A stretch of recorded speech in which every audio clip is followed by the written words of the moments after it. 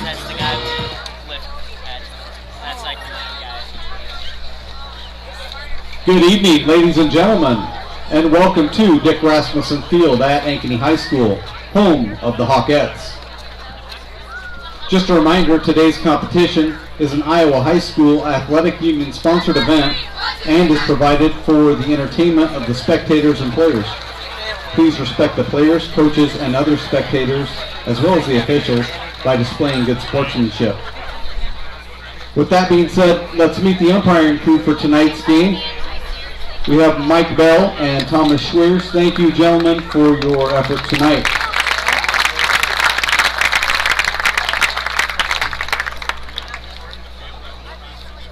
At this time, we will meet the starting lineups for the game. First, for our visitors, the Fort Dodge Dodgers. Leading off, playing third base, number 2, Mia McCaleb. Pitching, number 7, Lucy Porter. Catching, number 11, Ellie Doster. In right field, number 5, Macy Brown. Playing first base, number 16, Callie Zimmerman. The designated player, Rippentop. Center fielder, number 6, in left field, number 9, Melina Meyer. Second baseman, number 4, Ashlyn Willis. And at shortstop, number 1, Hope Allstott. The Dodgers are coached by Andy Adams, assistant coach Aaron Miller, Nick Vincent, and Jim Adams.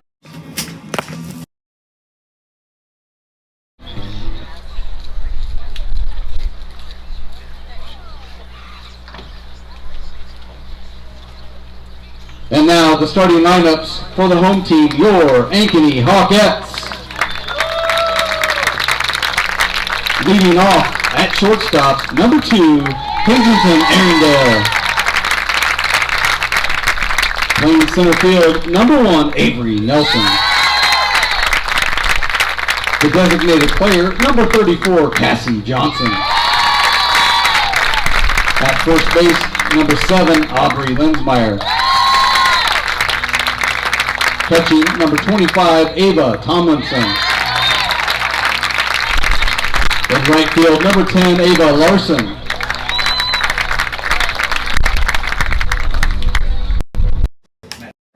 Excuse me, Matt. At second base, number 18. At third base, number 19, Kaylin Miller. In left field, number 3, Josie Parton. And pitching in the flex position, number 14, Abby Rusher. The Hawkettes are coached by David Bingham, assistant coaches Sarah Saladino, Ashley Lee, and Kennedy Thomas.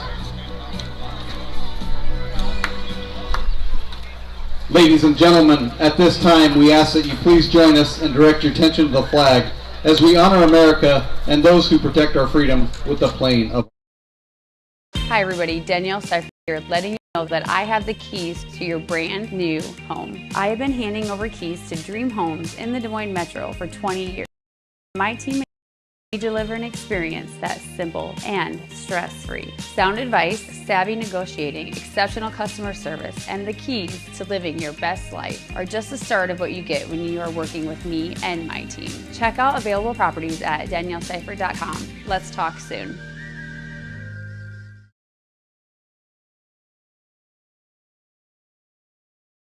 Listen up. I devised a plan to find better home internet, guys. Madison, you scout the web for the best deals. Peggy, you monitor our projected data usage. And Ellen... Avoid that hassle and go with U.S. Cellular Home Internet. No more guesswork, and it is faster than ever. U.S. Cellular new and improved home internet. Just $34.99 when bundled with a wireless plan.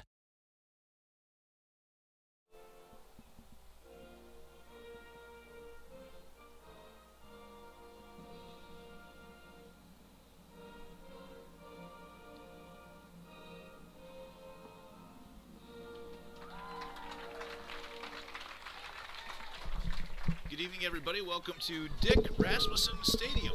And Dick Rasmussen Field here in Ankeny, Iowa, the south side tonight, where I'm Andy Pollock, joined tonight by the legendary Hawkette herself, Allie Kappert, here in the booth with us tonight on the color call. And Allie, tonight, teams that no longer in the same class, as Fort Dodge is now down to 4A with the addition of Class 5A just a couple of years ago, but teams with kind of a fun, storied tradition, two teams that have been very strong in the past. Yeah, always a good rivalry, these teams playing as recent as last Saturday. I mean, two teams that play with very high energy historically, and teams that know just the history within the programs. One of the things you're going to see tonight is if these teams can get their leadoff runners on, that's going to be a huge key, because it's a couple teams that absolutely create havoc on the base paths. Yeah, you have Erringdale to lead off the lineup for Ankeny. She is a force at the top of the order, hitting over 450 on the year, so definitely something to keep an eye on, the sophomore for Ankeny. As we get started tonight, Fort Dodge, the state champions in 2021. Not too long ago, it sure doesn't seem like it, especially as I remember watching that that tournament up there. Head coach Andy Adams has some familiar names in the lineup. Girls that were part of that team and girls that had sisters that were part of that team. We'll talk about them throughout the course of the evening. Around the infield for Ankeny getting started tonight, Abby Rusher will be in the circle here. I was about to say game number one, but we only have one game tonight. We're not doing the traditional doubleheader. We had a JV game before. Abby Rusher in the circle, 7-4 on the year, a 1.08 earned run average. Ava Tomlinson will complete the battery there. Kaylin Miller at third, Kenzie Erringdale at short, Grace Root at second, Aubrey Lensmeyer at first base. Then around the outfield, Josie Parton is in left, Avery Nelson in center, and Myers in right. Our crowd is filled in. It was a rainy day. We didn't know if this game would happen, and this has turned into an absolutely beautiful night. Tell you what, texting you throughout the day, I'm like, there's no way with the amount of rain that we had, but the field looks nice. I'm shocked. So hats off to the field crew here. I know Coach Bingham put a lot of time into the field today, and it looks good, ready to go. Yeah, I got here, and groundskeeper Nick Hoskins here in charge of the grounds for Ankeny Schools was here working on things already. Said other than some drainage in some spots in the outfield, everything's looking pretty good, and they have done an outstanding job with the inch of rain or so that we've had. Just very slow coming, and it's all soaked in over the last 24 hours. And we're going to get things started right now. Mia McCaleb for Fort Dodge will lead things off, playing third base tonight. McCaleb, and awaits the first pitch from Abby Rusher. And first pitch is inside, says home plate umpire Mike Bell. McCaleb hitting over 400 on the year. She is a force, and when she gets on base, she is a tough out, very, very fast. We're going to see Fort Dodge try to just push the tempo tonight as they get on the base paths. They will do all sorts of things to try to mess with what you're doing and kind of play with your head and do all the fun stuff. They always have. They always have. And they will continue to do that with Andy Adams as their head coach. 2-0 the count right now to McCaleb, and that pitch is a strike from Rusher. It looks like the circle is in good shape tonight. I saw him put a lot of Diamond Dry down on that beforehand. Yeah, so far Rusher's doesn't seem bothered by it. Here's the 2-1 to McCaleb. And McCaleb fouls it off her face mask. And Rusher there going with some upward spin on the ball. She is a pitcher that will throw a rise ball to these hitters. Important for the Fort Dodge batters, making sure they're getting their hands above the ball. So 2-2 now after Rusher got behind in the count, 2-0. Tomlinson sets up way outside the off-speed. McCaleb hangs on it over to Miller there at third, over to Lensmeyer for out number one. And McCaleb actually a really good job holding on that changeup, keeping her weight back, just rolling over last minute. So Rusher able to get the first out, keeping McCaleb off the bases. And that's so important against these teams, both these teams tonight. It's a huge difference if you can keep that leadoff runner off the base path. As Rusher misses inside there, you see her here against Lucy Porter. Porter will pitch tonight, and that name has been around Fort Dodge softball for a long time. She was the number 2 pitcher on their state championship team as an 8th grader just a couple of years ago. What an opportunity she had learning under a great like Jalen Adams. I mean, pitching behind her in that number 2 spot definitely had an impact on that season, but being able to learn so much from Jalen Adams, the pitcher at Iowa now, has really turned Porter into an even better player.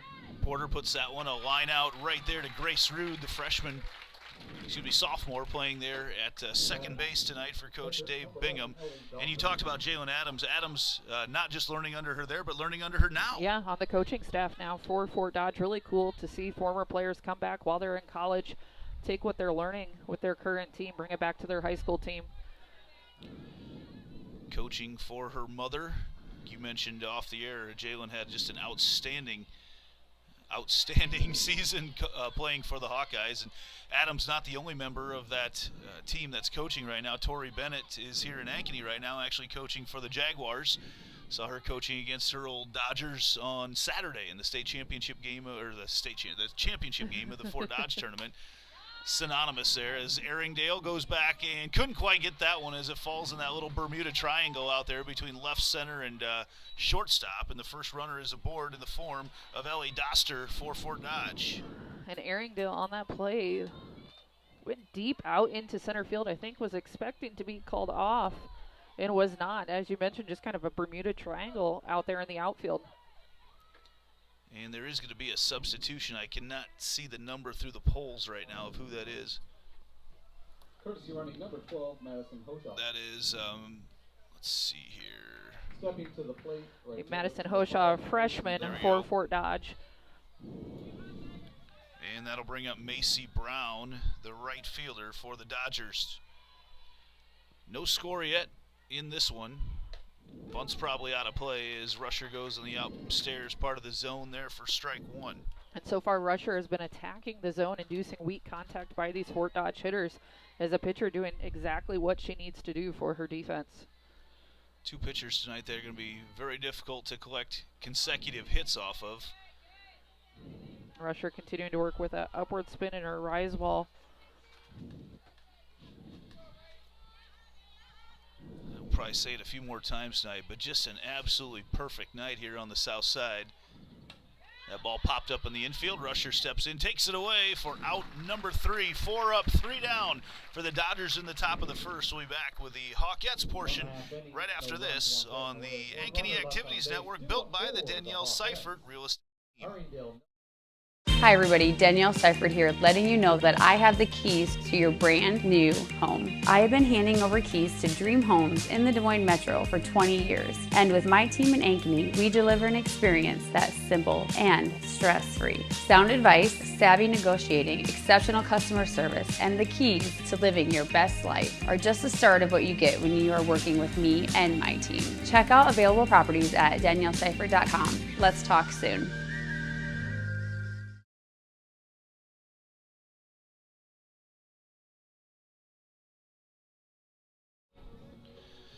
Welcome back here to Dick Rasmussen Field on a beautiful Wednesday night in last day of spring, right? Are we there? Yeah. And tomorrow the summer weather will come back with it. Yes, it will, but it is perfect here tonight as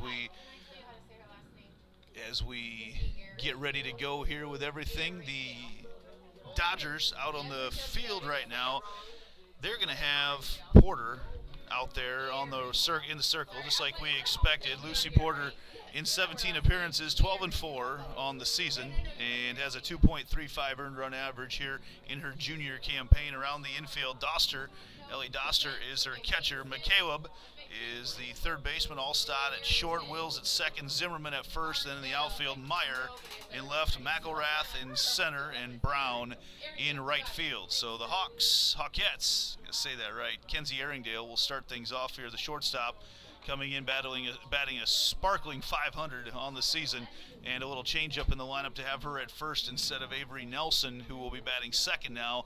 But what that does for Coach Dave Bingham, if he can get either of those two on, that brings a lot of speed onto the base paths.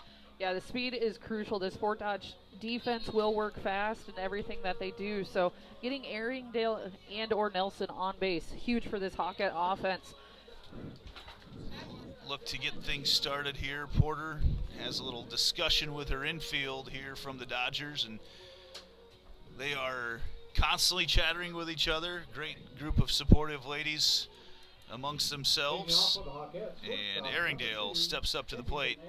And Porter, even in her warm-up pitch, is very impressive, has some nice movement to that pitch. Not every pitcher will do that in their warm-up pitches, but you can tell she's going to make that ball jump. Important for these Hawkette hitters to keep their hands above the ball. And she slips coming off the rubber, and that's going to be a ball to get things started. I'm not sure what happened there. Almost looked like she's got her toe caught in the back part of the rubber. A lot of dirt out there today. As we mentioned, it really, rusher didn't affect her, but can definitely have an impact on the game. So a 2-0 count now. Yeah, quickly, and Erringdale's not a hitter you want to get behind too much, because you get into a hitter's count and she can send a ball out of here in a hurry. Here's the 2-0 to Erringdale, and there's a strike. Ball drops through the inside part of the plate. And Porter there almost throws like an inside curveball there on Erringdale. That pitch looks like it's coming right at the batter, ends up on the inside part of the zone. Very dominant pitch. Almost a movement in baseball like a splitter. Yes. Almost more of a drop than the curve that came in. Is very, very effective against in high school softball. I mean, just a lot of hitters. You see that pitch coming right at you. You want to bail out almost, and that pitch ends up almost right over the middle of the plate. That one, she goes curve on the outside corner of the plate. But already you're seeing how Lucy Porter will work all pitches around the entire part of the plate. Really working that inside-out movement here early on. Here's the payoff, and that is a hard shot over there to Allstott. And that's a leadoff single for Kenzie Erringdale. Kenzie Erringdale, just as you mentioned, she is a force to be reckoned with in the batter's box. Brings that batting average up over 500. Almost looked like Allstott didn't quite read it correctly off the bat there, as she was very tentative heading over to try to backhand that one. As Erringdale's on board and the Hawkettes, you are going to see some speed right now. I was expecting Avery Nelson to bunt that, and then right up against the fence, Doster gets it, and interesting start there. Was not expecting that. No, not the at-bat you want out of your number 2 hitter. Your leadoff gets on base. First pitch, pop up to the catcher. Puts a little bit of a different situation here. You wonder if Erringdale's going to be seeing some movement on the bases now.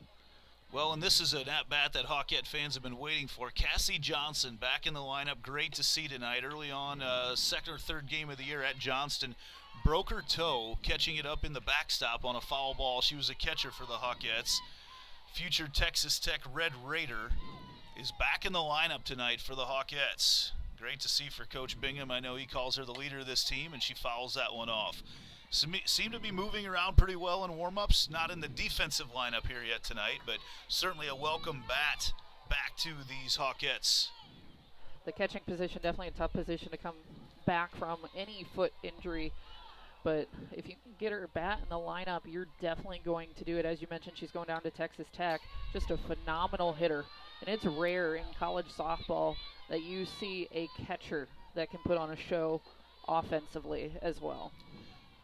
Johnson for years has been an outstanding home run hitter down here in this, her senior campaign. Honored beforehand as one of the seniors on this Hawkette roster here on senior night as they go outside. And Mike Bell will sometimes give you a little bit of leeway on the outside, but not that much. Not that much. Evens up the count at 2 apiece. Doster there tried to go for the frame, but that's pretty far out. Here's the 2-2. And Johnson puts a charge into that one all the way back. Welcome back, Cassie Johnson.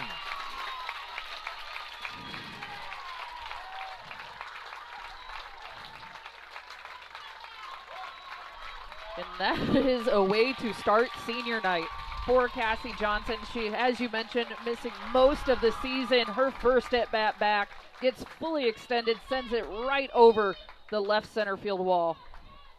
And I bet it is an absolute swamp out there tonight trying to find that ball. You see a couple kids out there already looking around, but they're going to have to, that's a tape measure shot for Johnson to left center field. The first baseman, number 7. What a great first at-bat back for her. Maybe that spark to get these Hawkette bats going in the season is that pitch to Aubrey Lensmeyer, playing first base tonight. Also pitches for Coach Bingham.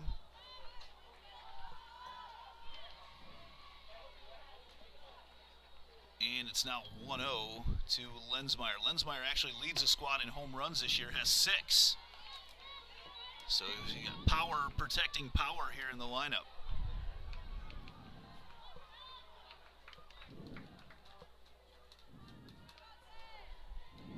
2-0 the count to Lensmeyer. Got a piece of that one.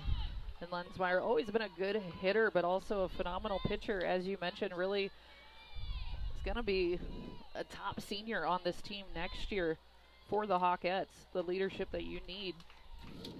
Already has committed to South Dakota to play softball up there, future Yote, and that curveball drops in, and that's the pitch you've been talking about that Porter likes to throw. It's a great pitch, just comes right at the hands, able to get it right over the inside corner of the plate. Not many hitters are going to swing at that pitch. There's a 2-2, and Lensmeyer gets way around on that one. Leaves the count at 2-2. Slight breeze blowing out tonight to left in our game day health men's forecast. As it's not much, and we don't need much tonight because it's cool, about 70 degrees right now at first pitch, and it's only going to get cooler throughout the night. And there on the inside corner, Lensmeyer strikes out looking. And Porter going back to that inside pitch. That is a pitch, if I was her, stay there. Yeah, she's getting some leeway there on that inside corner. That one didn't have the movement that some of her other pitches did. She just went straight inside fastball. And now some more power in the lineup with Ava Tomlinson coming up. She's got a couple home runs on the year. With 2 outs, Tomlinson pops that one up and comes right back to us. And a nice catch made there by a fan in the stands. Savannah Banana Ball. That's an out. That's an out, yeah. That would speed up the pace of a ball game. Yes, for sure. You don't want to be that fan that catches a right. ball, that catches one for your own team.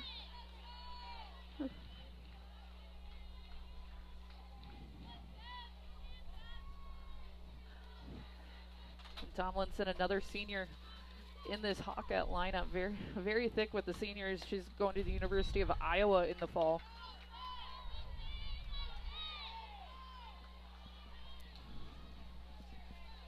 Tomlinson has already reached out expressing some interest in coming back and helping us out next year here, as she's going to go study journalism and mass communications. 2-1 pitch to her, and again fouls that back right at us to even up the count.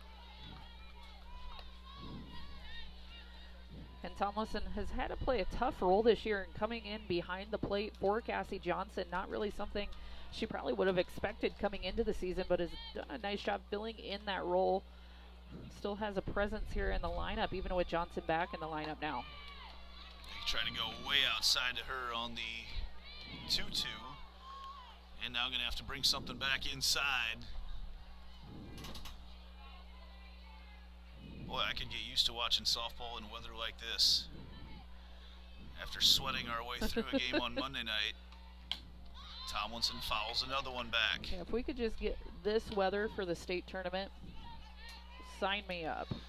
We just got our email to start thinking about that. Schedule came out. Yep. No, obviously no teams in the schedule yet, but the schedule came out earlier this week, so. Yep, 5A will be playing in the morning once again. Tomlinson again fouls one back. Wait for it. There's the thunk.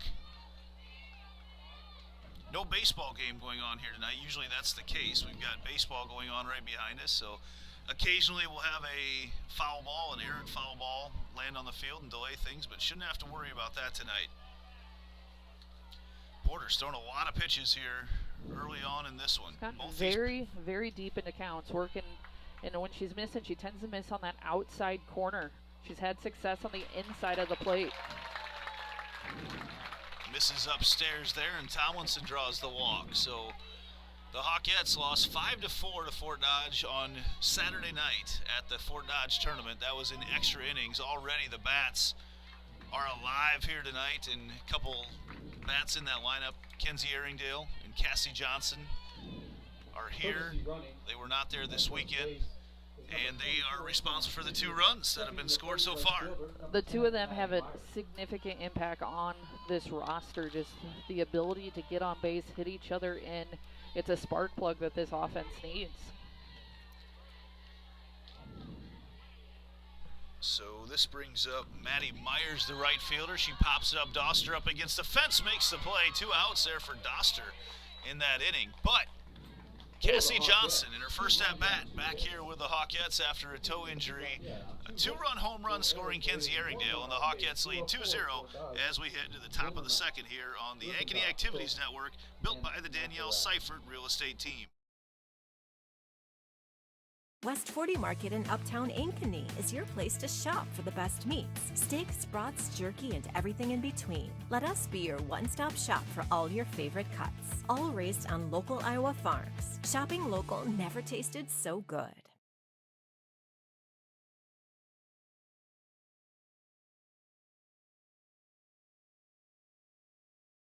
So when an athlete walks into Nick Garage Fitness, the one thing we want them to know is that this is a phenomenal community. We have the best coaching, we have the best technology, we have the programming that can help them succeed. So whether it's trying to get on JV for the first time, going to that next level on varsity, going from a second string to an all-state player, we have the tools, we have the programming and the coaching in order to take each individual to their next level.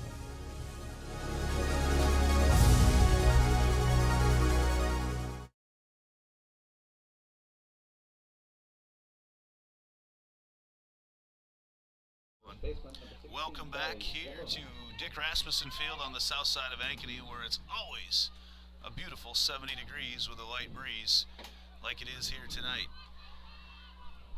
As Fort Dodge heads back up to the lineup here with Callie Zimmerman. Zimmerman playing first base tonight and watches the first pitch from Rusher upstairs for ball one. Rusher, another one of these seniors for Coach Dave Bingham, heading to Creighton to pitch next year as Zimmerman misses that one. Feels like Abby Rusher's been playing down here forever. Finally gets to go to Creighton in the fall. Creighton, a program that's seen a lot of success over recent years. And Zimmerman gets a hold of that one all the way back to the fence. She's going to round first and motor into second, and in there safe with a leadoff double for the Dodgers. Zimmerman able to take that ball out to right center field. A really good piece of hitting. Rusher just getting that ball slightly too much over the plate on that pitch. Hit it right on the sweet spot, right into the power alley, and you're going to see a lot of lefties in this Fort Dodge lineup as they come through again, up again with Taryn Rippentrop. And this is where you just have to be so disciplined as a defense against what Coach Andy Adams likes to do offensively.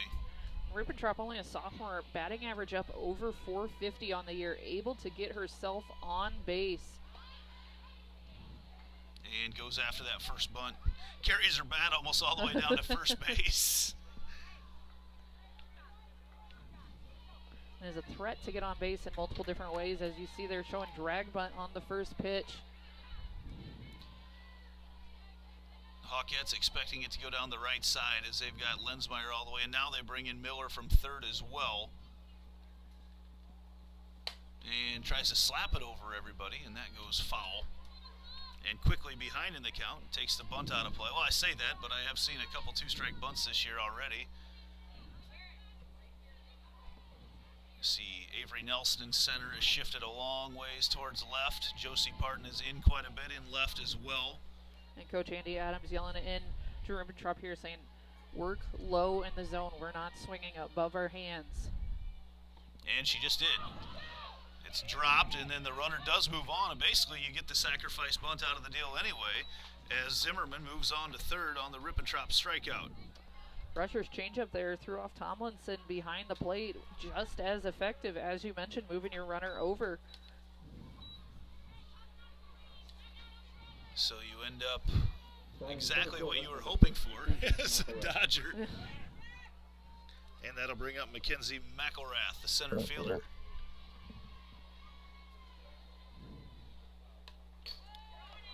Quick swing, and you don't see Rusher work that high fastball very much, and you can tell McElrath was surprised by it. It came in there in a hurry. And Coach Adams once again telling her hitters below the hands, hit the balls below the hands, and Rusher continuing to just attack up in the zone. She's found success there throughout the first two innings. There's the 0-1. They go after another pitch above the hands. That's Yeah, she is not happy down there at the third baseline. I will say, as a hitter, that is a tough pitch to lay off of. When that pitch is coming in, you think it's coming about waist high, and it has just a slight rise to it right at your hands. But it's going to be a pop-up all day until you get your hands above the ball. There's one right in the zone. It's a swinging bunt. Run's going to come home, and they decide to go to first. And out at first, says Tom Schreers, but the run does come across to score from Zimmerman. Good decision to take the out at first. They were not going to get Zimmerman at home. Essentially just as effective as a suicide squeeze there, just a swinging bunt. Zimmerman was coming from third regardless. She was going on contact. Maylena Meyer up now for Fort Dodge, and she hacks one out into right field, and right there to get it, and no, dropping it out in right field was Myers, and Maylena Meyer is going to roll into second off the error.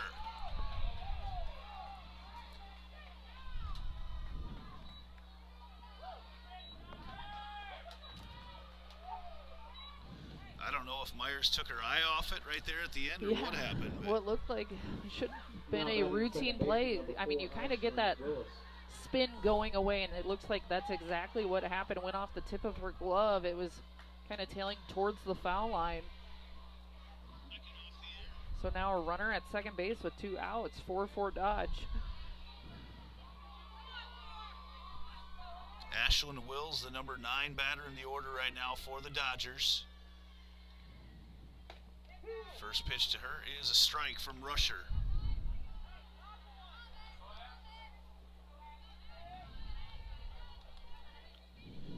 Two outs here in the top of the second. That ball's popped up there in the shallow outfield, and coming in to get it is Nelson, and she grabs it. Nelson shows some range and came down on it.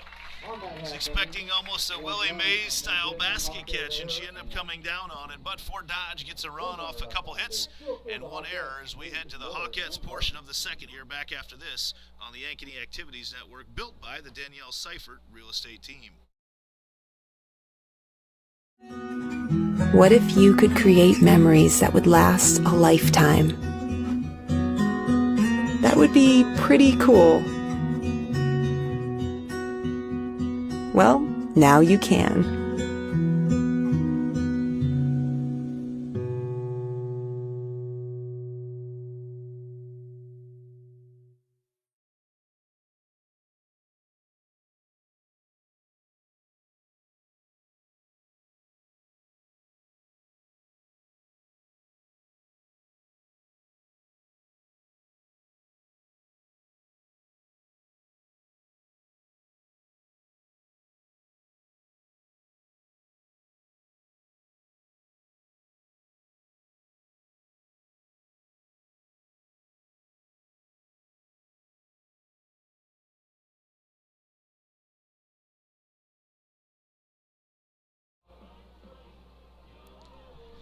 Into the Hawkettes portion of the second with Grace Rude, Kaylin Miller, Josie Parton due up to the plate as Fort Dodge was able to get a run back there in the top of the second.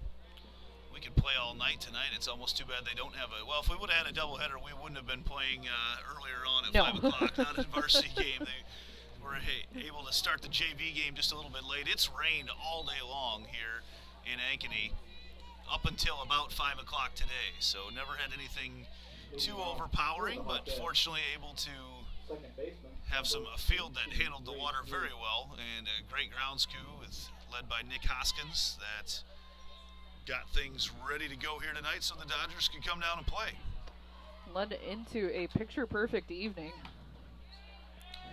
Grace Rude gets around on that one for strike 1. And Porter once again attacking the inside of the plate. She's had success on the inside corner on right-handed hitters.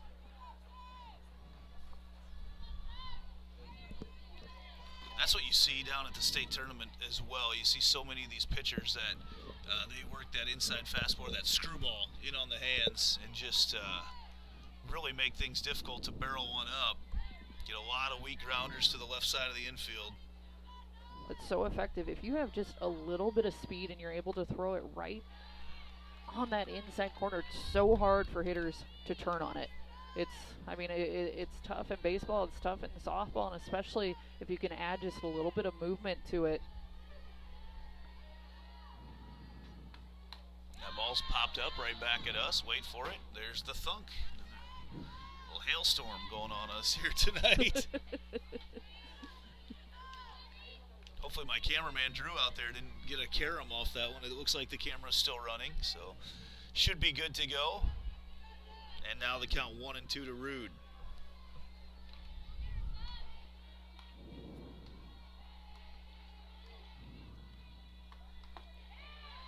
And that just missed on the outside.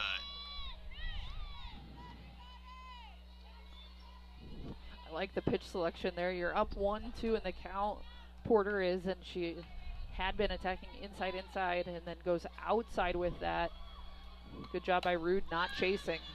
That's probably going to get out of play. Doster makes the play up against the fence. Ellie Doster, 3 putouts of her own tonight. That's crazy.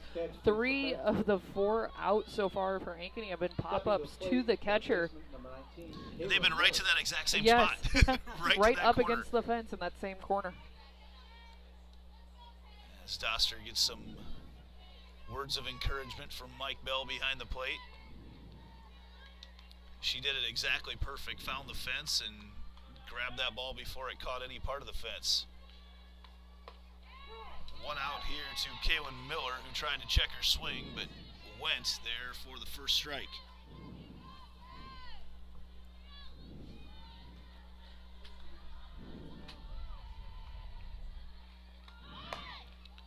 Miller showed bunt, pulled back.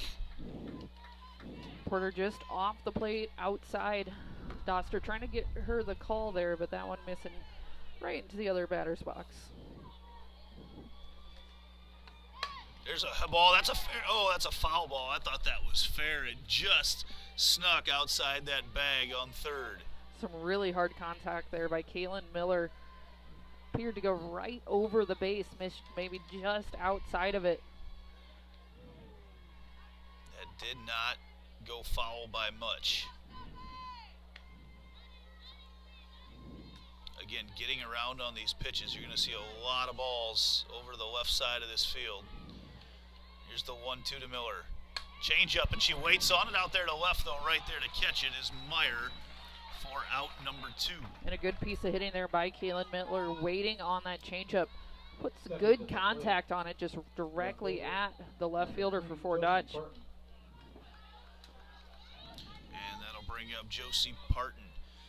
Speedster, again, one of the seniors on her tonight. Josie's going to go to UNI to swim for her college choice.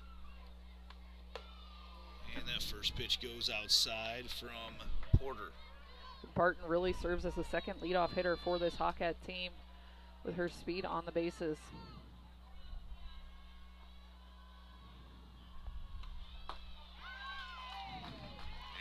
And there's a strike.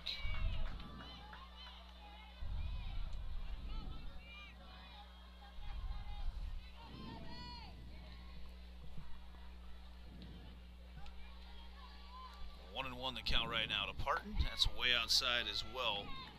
Little tail on that pitch from Porter.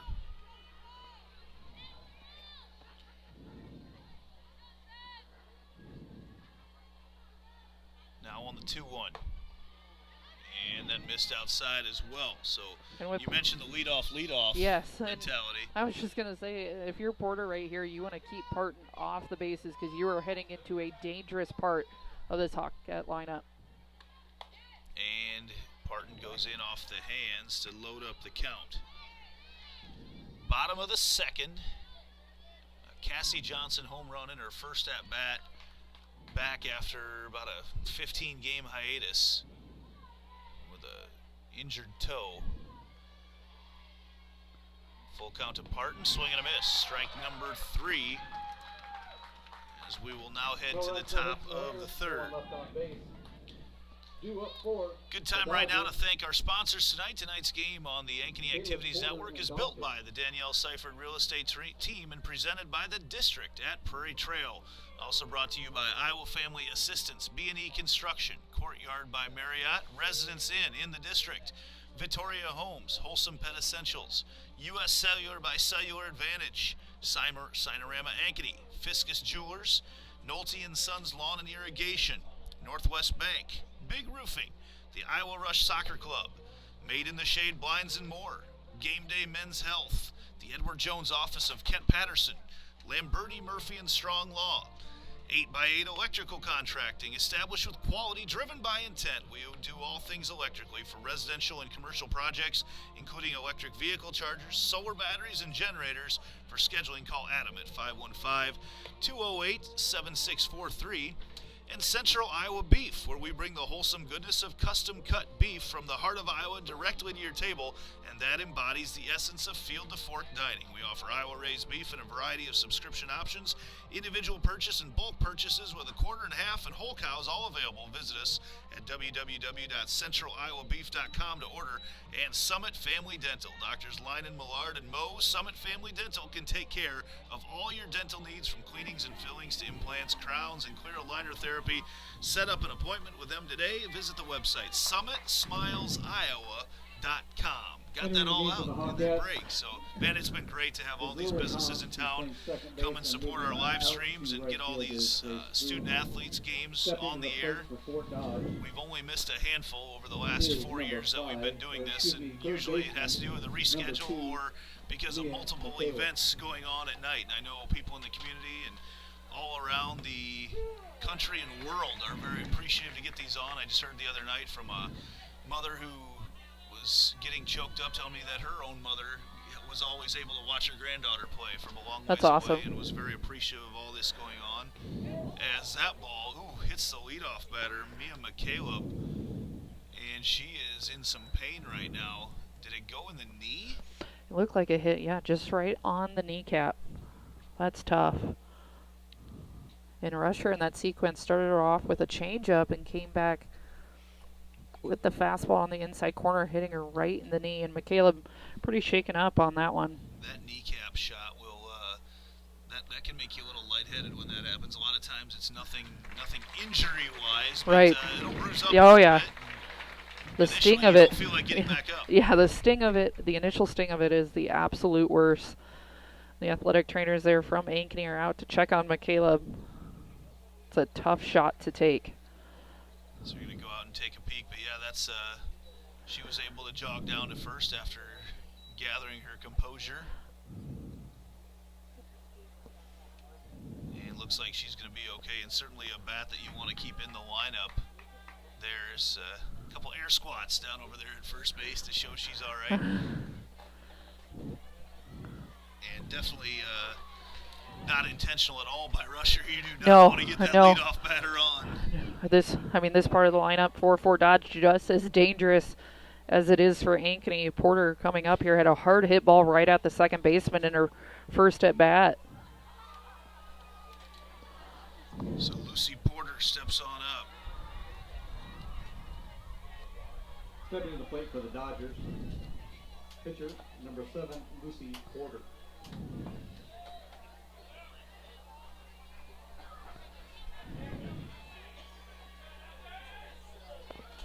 As they will get ready to go now to Porter.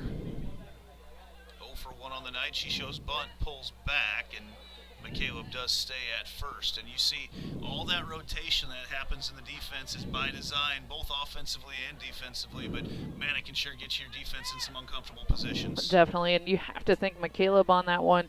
She is a very fast runner. You have to wonder if maybe if she wouldn't have just been hit if she would have went. And that does get McCaleb to second. Porter out at first as Rusher went to look at second right away and realized, yeah, I'm not going to get her there. Played very well by Rusher there.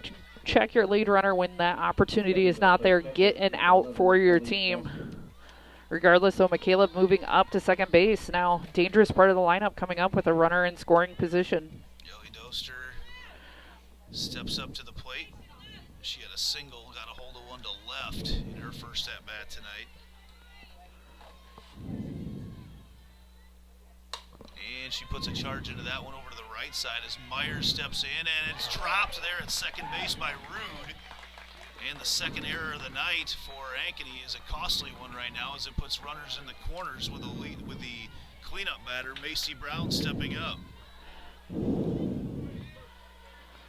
The first error of the night for Ankeny proved not to be costly. That one, though, now you have runners on the corner, only one out. And there is a courtesy runner coming in. Hoshaw comes in once again, and that'll bring up Macy Brown. And in this situation, this is exactly what Fort Dodge wants to be in, because they're going to put some pressure on your defense right now and make sure you are very sound in your bunt coverage. And there it is, it's popped up, and Rusher picks up, throws back to first for the double play.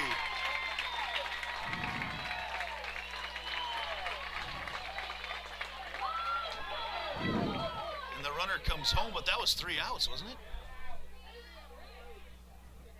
That was 3 outs.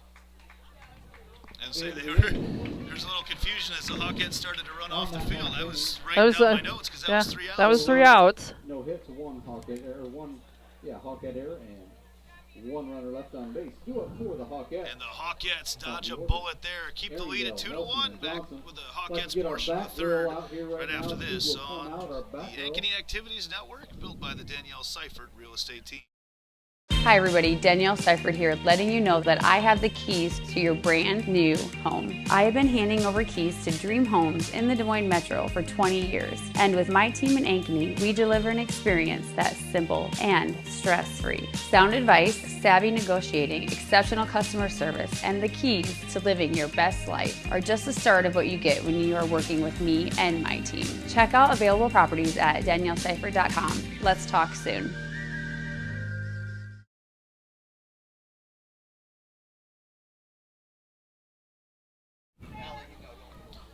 Hawkettes are going to go back to the top of the order, and that's where they got the production the first time through. Kenzie Erringdale and Cassie Johnson have both the hits on the night for Coach Dave Bingham, and Johnson's was a big one, a tape measure shot to left center field to give the Hawkettes a 2-0 lead in the first. This top half of the order right now really looking to add some insurance runs. Still early in the game, but anytime this part of the lineup comes up is definitely an opportunity for some runs for Ankeny. So Erringdale batting over 500 on the season when she's in the lineup. The Hawkettes are really, really good. It's almost, dare I say, automatic that she's going to be on base. Then it's just a matter of minimizing the damage.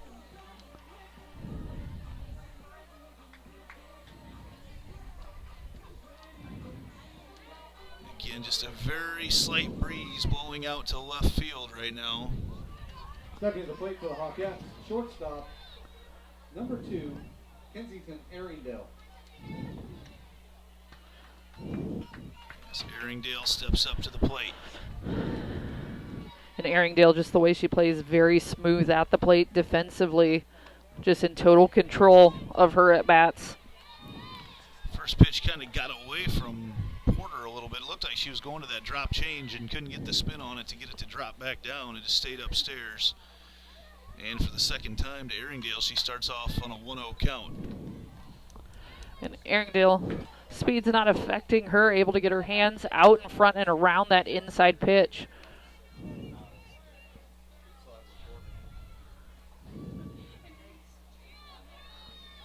So I'm not sure. Something was just yelled to the Ankeny dugout. I'm not sure what, but who knows at this point. 1-1 the count. And Erringdale pops that one up, and that's coming into the bleachers. That one. And out of the bleachers. Doster can't get that one. No. I mean, she's had 3. She can't get to that one. Same trajectory, though. Those inside pitches inducing a lot of pop-ups. 1-2 the count right now from Porter, and her best bet here is going to be to try to fool Erringdale with something out of the zone. And she goes, and Erringdale goes with her. Not where you want to pitch her at all.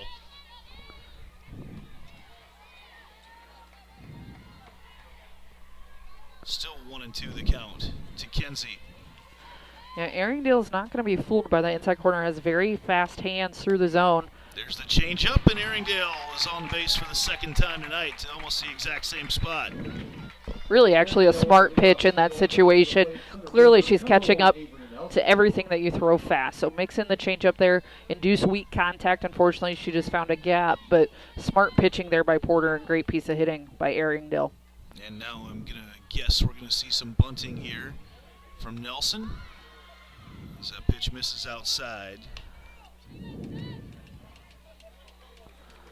We don't keep pitch counts up here, but not that it matters as much in the sport of softball as it does in its counterpart baseball, but Lucy Porter has thrown a lot of pitches here tonight, and that pitch is a called strike on the upper outside part of the zone to Nelson.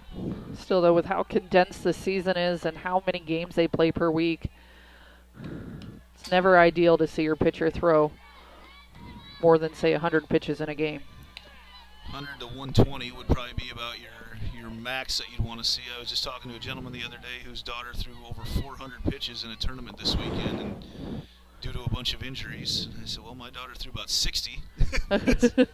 There's a swing and a miss. There's the off-speed, knocks down Nelson for out number 1. 60 pitches, but only 1 walk. 1 walk, yeah. Mm-hmm. And that was over 3 or 4 games that happened. Yeah, it's very impressive. She throws meatballs, and every once in a while they turn into grounders, so it worked out pretty well. 1 out now to Cassie Johnson, and they may be a little careful here pitching to Johnson and go with a changeup right away. I would recommend keeping it off plate here. I know she's only had 1 at-bat back since injury, but her swing right now looks like she has missed no time. It is a sweet stroke. 1-0, and another changeup in the dirt. If it bounces through the zone, that does not count, correct? I mean, you can still hit it. You can still hit it. Yeah, you can still hit it. I mean, good luck, but you can. We may be looking at an intentional walk without intentionally walking Johnson, and that is low and inside as well. And so far, nothing good to hit here for Cassie.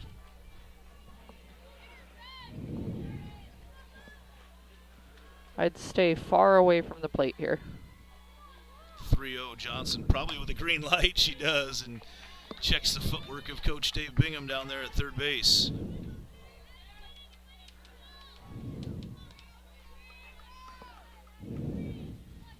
And now you might just want to throw something in the dirt. I mean, the biggest thing right now, you want to make sure that 2 players don't beat you. And good pitch there, staying low, staying off the plate. I like the pitch selection. Well, and now you come up, though, with Lensmeyer, whose batting average not super high, but she does lead this Hawkette squad with 6 home runs on the year. And just several players that you have to be very careful about pitching to.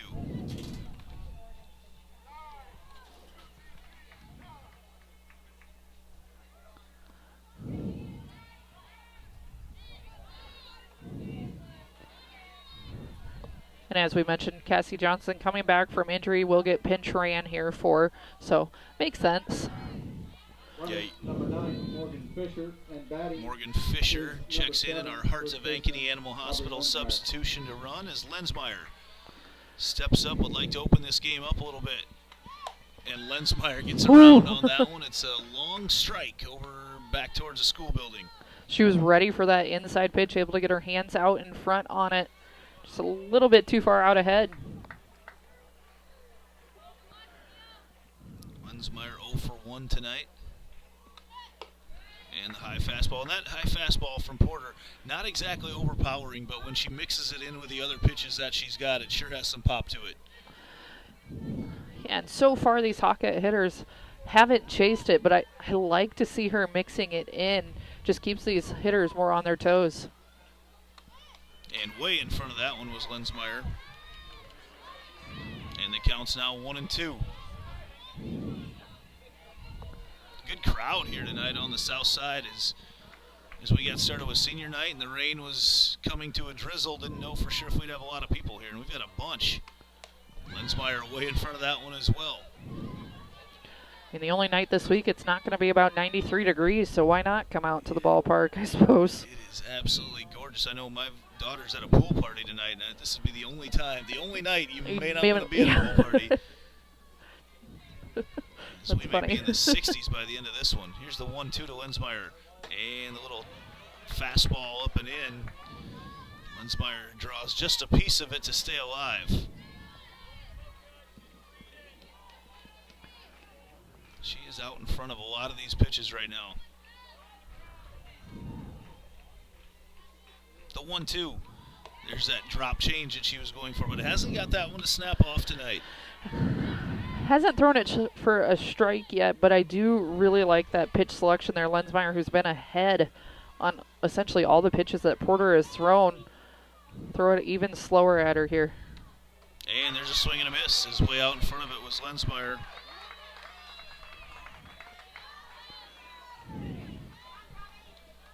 And Tomlinson going to try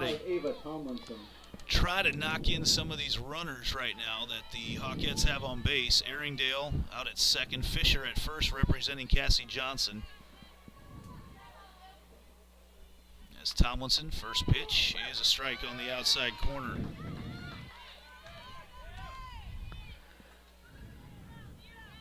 Sun shining directly in our eyes right now. A unique setup where the sun shines in home plate's eyes from left field. And again, I'm not sure if it's the arm motion of Porter that looks faster than the ball is coming in, but these Hawkette hitters They've been way out in front of this yeah. fastball. They've been way out ahead of it, and I think they're expecting some movement, and Porter has really just been attacking spots this inning, done a really nice job staying on the corners of the plate. The 0-2. That rise ball got away. Runners. That one had some spin to it. Almost looked like the signals got crossed between Porter and Doster. And now Tomlinson with a couple runners in scoring position, trying to open this one up a little bit. Give the Hawks some breathing room. And that one misses upstairs.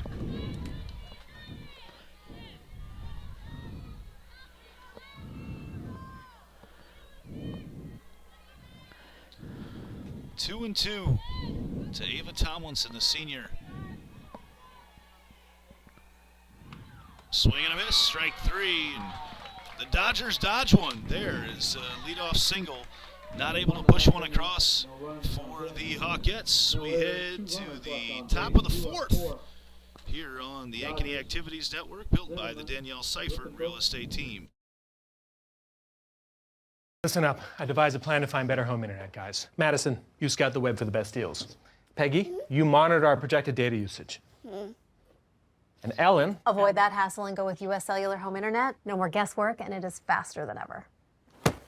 U.S. Cellular new and improved home internet. Just $34.99 when bundled with a wireless plan.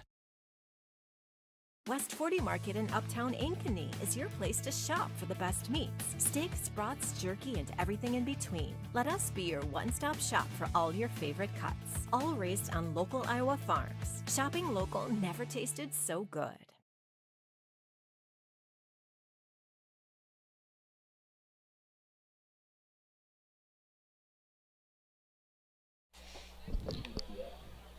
To the top of the fourth. 2-1. Low scoring, fast game. Exactly what we were expecting. What we were not expecting is Fort Dodge struggling to get some bunts down. Actually, Ankeny as well in some key situations tonight. And I think a lot of that has to do with a couple pitchers that do not ever throw you the same speed consecutively. Yeah, they're mixing up speeds, but also mixing up location. Both of them also have a very good rise ball. When you're seeing hitters showing bunt, going to that rise ball, inducing pop-ups from these hitters has been absolutely crucial in this game so far. Callie Zimmerman, who's 1 for 1 with a double, has scored the only run of the night for the Dodgers, will lead things off. She had a big poke there to right center field, and quickly Avery Nelson recognizes it, and they come together and close up that power alley out in right field.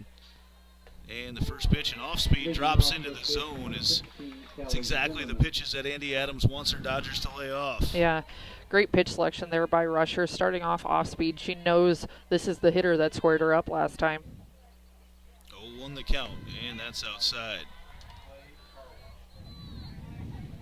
Had a chance to visit with your counterpart, I don't know if I call him counterpart, your teammate, Brad Wells, a couple weeks ago as his daughter's Waterloo West Wallhawks were here in town and got to see them play. And We got talking about state tournament coming up, and you and I just talked yesterday about the state tournament. That's what spawned this idea tonight about having us together up in the booth. So yeah, it's there's some good softball being played, and I think with that new top 10 that came out today, or top 15, there's a lot of great softball about to be played up in Fort Dodge in the middle of July as Zimmerman tosses that or bat at that one, and Miller hauls it in. And I think the most fun part about it right now is there's really no clear number one this season. It's been mixed up throughout the year. There's been different teams on top. There's been just talent all across the state. You know it's going to be a fun week in Fort Dodge come July. As Taryn Rippentrop steps up to the plate and goes after a weird pitch there. I think she was trying to do whatever she could to get that in play. Yeah, we talked about that with the top 5, especially that came out today. As you look in Class 5A, Pleasant Valley looked like they were a shoo-in for number 1, and then Waukee Northwest goes out and no-hits them, shuts them out, and Pleasant Valley drops in the rankings. Centennial's now won, 12 in a row. Centennial's back up to number 1 where they started the season. Valley has been in and out of that 2nd or 3rd place spot a bunch this year. Huge Waukee wins. Northwest, yeah. I mean, huge wins for Valley this week. They swept Waukee Northwest, and Waukee Northwest we know is a very good team as well. And that's them, and then Muscatine, 6. Hawks checking in at number 8 right now. Hawkettes, as the count is 0-2 to Rippentrop, who does not look comfortable with all these different speeds of pitches being thrown by Abby Rusher. And if you're Rusher here, I mean, you saw what she did with the changeup on that first pitch, but also I think I'd come back to changeup right here with how thrown off she was on the first one, but it was like she came up intent on making contact with that first pitch that she saw. Yeah. Sometimes you just have it set in your mind that this is what is going to happen. 0-2 the count right now to Rippentrop. And that ball swung on, but she's going to get all the way down to first base on the drop third strike as that pitch was up in the air. Almost a strategic swing on an 0-2 count. And actually her second strikeout of the game, but her second time on base due to the drop third strike.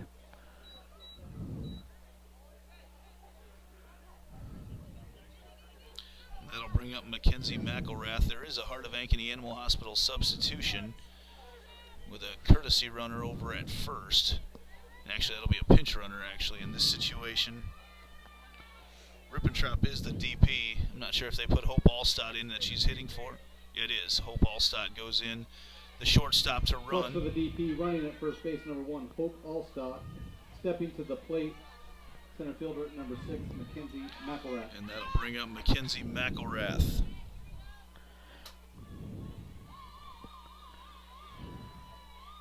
And McElrath in her last at bat had that weak hit right back to the pitcher. Served as a squeeze play, though, able to get the RBI on that play. So Fort Dodge's only run coming off of that hit so far. So with Allstott at first, Fort Dodge, we may see a bunt right now. They're heading into their lefty fast part of their lineup. There it is. And they pull back and protect it, and in there safe at second on the stolen base is Allstott.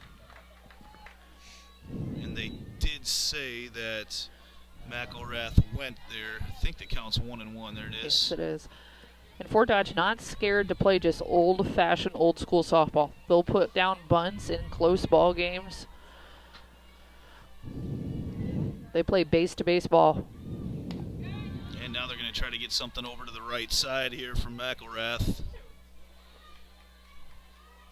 I actually wouldn't be surprised if we see McElrath here show bunt once again. Hawkettes have shaded Avery Nelson over to the right side of the outfield, as I think they're expecting the same thing, and then she pulls it over to the left side, and that's going to score Allstott from second. Fort Dodge has tied it up, and they have a chance to get her out at second, and they do on the relay. Get the out at second base as Rusher on the cutoff decided to throw it right back to Rude, who put the tag down on McElrath. McElrath there, great job getting out ahead of that ball, pulling it out into left field. Unfortunately, gets herself thrown out at second base after the single, but a great piece of hitting, her second RBI of the game. I think she was expecting the throw to come home and was trying to read it going through, but Rusher quickly jumped up and got it.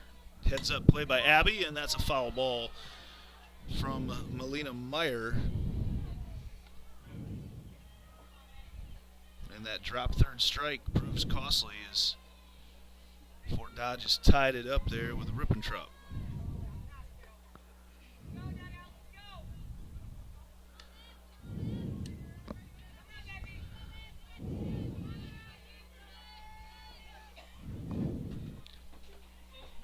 Won the count right now to Melina Meyer.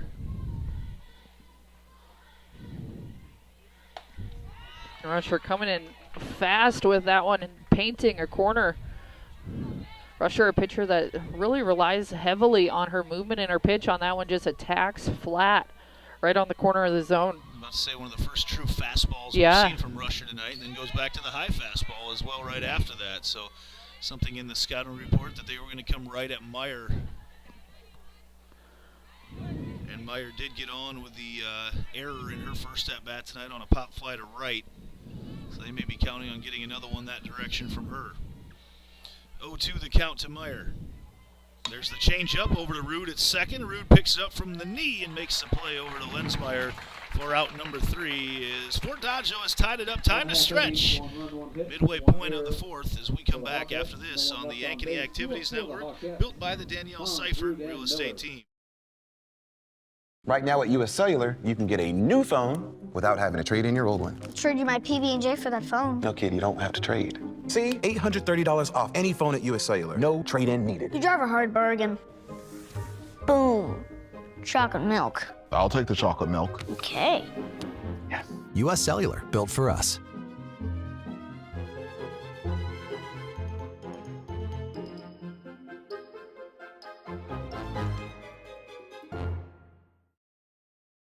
So when an athlete walks into Nick Drosh Fitness, the one thing we want them to know is that this is a phenomenal community. We have the best coaching. We have the best technology. We have the programming that can help them succeed. So whether it's trying to get on JV for the first time, going to that next level on varsity, going from a second string to an all-state player, we have the tools, we have the programming and the coaching in order to take each individual to their next level.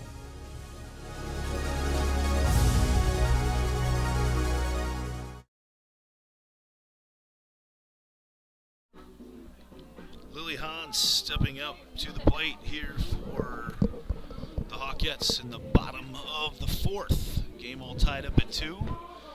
Pretty much getting exactly what we expected out of this game so far. As we have crossed the 8 o'clock hour here on the Ankeny Activities Network on a chilly night. Almost could have used a hoodie tonight. I think you do see several hoodies out in the hoodies and blankets here on June 19th. Leading up for the Hawkettes, second baseman number 8, Lily Hans. Lily Hans steps up to the plate. Senior is heading to continue her softball career down in Missouri Western State. Been committed down there for a while. First pitch to her is inside in the dirt for ball 1. Lily in at second base right now. Anything about her, she's played softball her whole life, but also has gotten involved in wrestling, girls wrestling as well. Really cool thing, has helped kind of build that program here at Ankeny. The Ankeny Girls Wrestling Club, made up of girls from Ankeny and Centennial and North Polk, and it sure was fun to follow them throughout the course of the year. Got to follow them all the way to state, called the state tournament for the IGHSAU, and it's a huge state tournament over in Coralville as that pitch to Hans misses on the outside, and it's 3-0. They're breaking that into 2 classes now, That's is the plan, it? yep. Okay. And it's needed because they sell that place out even before they That's awesome. wrestle the first match, so it is really taking hold. And also following around right now with another new sport that will likely be coming to Iowa as Hans draws a walk, is girls football is another sport that will very soon be coming. Just ran a camp for elementary and middle school girls over at Prairie Trail Sports Complex last week. Had great attendance there, and it is coming. Just announced today that Graceland is adding college women's football, so It is going to be a fun time and more opportunities for women to play sports. And I know the Iowa Girls High School Athletic Union is very excited to, in the near future, I think the goal is in the next 3 years to get that as a sanctioned sport here in Iowa. 0-1 the count right now to Grace Rude. So do they run that similar to like the 8-man football? Do they run it similar? It's 7-on-7. 7-on-7. Okay. Football. Okay. All passing. Interesting. That's what I was wondering. So it is likely to be a fall sport. No decisions have been made on that yet. But talking about doing it like boys and girls basketball where they play doubleheaders. Okay. And Porter there going back with the rise ball, attacking high in the zone. 1-2 the count right now to Rude. Yeah, very exciting time as a dad of 4 daughters. I know they love all their girls' opportunities, but they also love the sport of football. So that's something I wonder why. Yeah. They're around it quite a bit. Inundated in it from the time. We get several, obviously dad and several uncles that all coach it. Had a grandpa that played it in college, so just a lot of excitement around that sport. I definitely would have played it, 100%. Ooh, nice change up there from Porter. That little curveball coming in, that late movement. And got Rude chasing on that one. As you mentioned, just a great pitch there by Porter. The movement moving towards the outside of the plate, that curveball been very dominant today. So Lily Hahn's over on first. This will bring up Kaylin Miller, lined out to left field in her first at bat.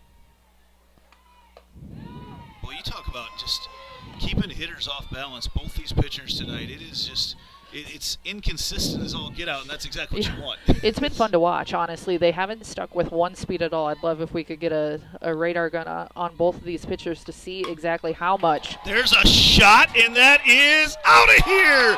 2-run home run for Kaylin Miller.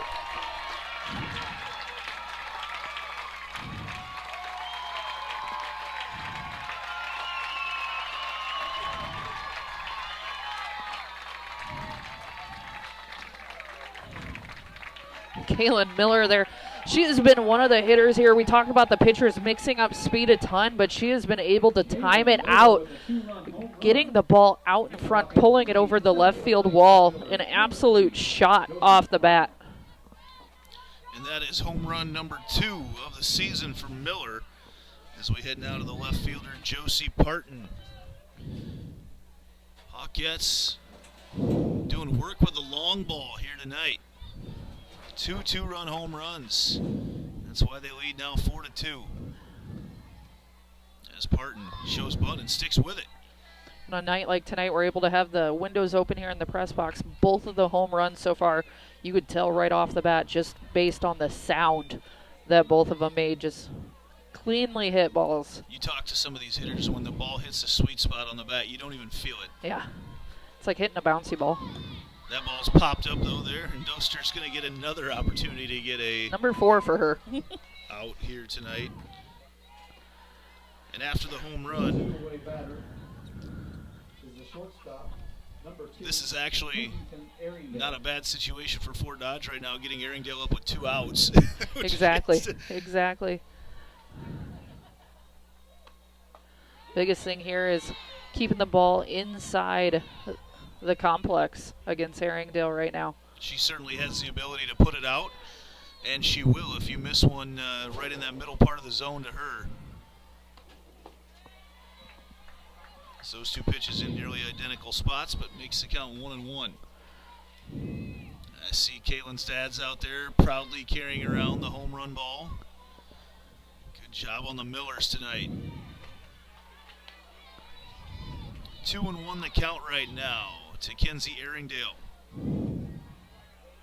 Kenzie with big-time aspirations of playing college softball, just a sophomore here on the south side. Swings that one and gets it through the 5.5 hole, and 3 for 3 on the night for Erringdale. She actually heads to second and is safe. Turns it into a double. Okay. Kenzie Erringdale, just a hustle play by the Ankeny shortstop. As you mentioned, able to extend that into a double, and she is 3 for 3, just, I mean, routine hitting. She's getting the bat on the ball. She's getting through it, hard ground balls. That's how you get it done. The spray chart's going to show it to a lot of the same place eventually, but they all took different routes to get there as Nelson watches that first pitch on the outside for strike one. She's been hitting different pitches, too. Her last at bat, she waited on the changeup. That one there, she attacked the inside pitch. It's 0-1 the count right now to Nelson. And that pitch misses outside to even things up. Nelson 0 for 2 so far on the night. Ankeny with 4 hits and 4 runs. 2 of them have been long balls. A little drop change up over there, and a huge diving effort by McCaleb over at third. Not quite able to get there. McCaleb may need an ice bath after tonight. She's had a rough go of it so far, but that's an effort play right there. 1-2 the count right now to Avery Nelson. And if Ankeny can get the bat in the hands of Cassie Johnson this inning, that would be huge. The ball's popped up out of play. Into all the pink balloons that are here celebrating senior night. Lily Hans, Mara Hansen, Hannah Howard, Cassie Johnson, Josie Parton, Abby Rusher, Ava Tomlinson, and Emma Wayhofer. 8 seniors here on this team. Here's the 1-2. And that is going to be fouled off over into left. Ball just kind of kept drifting with some of that slicing spin on it. Really neat, the senior class, 8 seniors, just all into different activities. It was neat hearing before the game the amount of them in National Honor Society, the amount of them in different sports, all of them going into different majors next year. So Here's really a ball. neat It's group. a high pop fly to left field, all the way back, getting it just in front of the wall is Meyer out and left. Thought she might have misjudged it there for a second, but she proved me wrong, got it. But the Hawkettes 2 runs off another big home run this time from Kaylin Miller, and we head to the 5th with the Hawkettes in the lead 4-2 here on the Ankeny Activities Network, built by the Danielle Seifert Real Estate Team. What if you could create memories that would last a lifetime? That would be pretty cool. Well, now you can.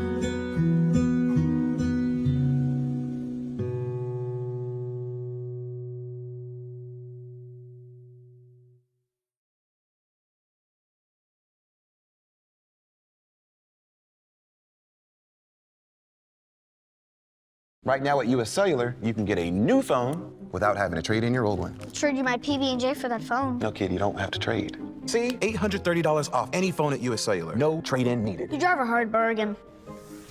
Boom. Chocolate milk. I'll take the chocolate milk. Okay. US Cellular, built for us.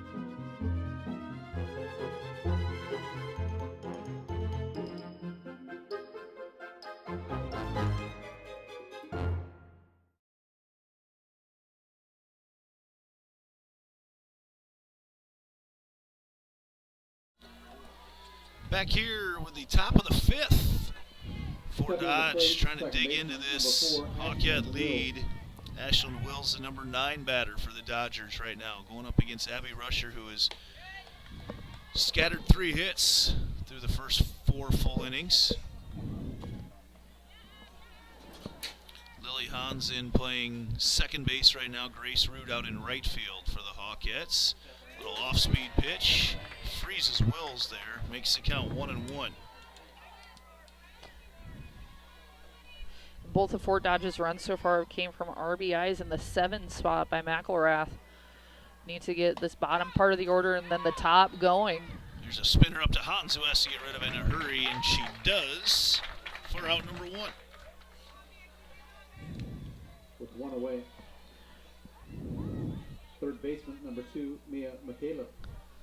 And back to the top of the order with Mia McCaleb. 2 plays in a row made by Lily there at second. McCaleb 0 for 1 officially tonight. She was hit by a pitch in the kneecap in the 3rd. Off-speed pitch.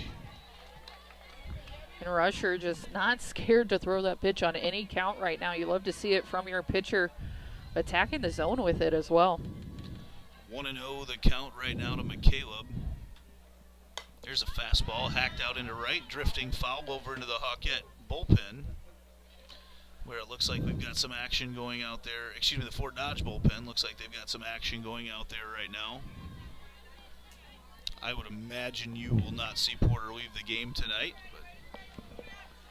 But McCaleb steps up on the 1-1. Rusher once again going off speed.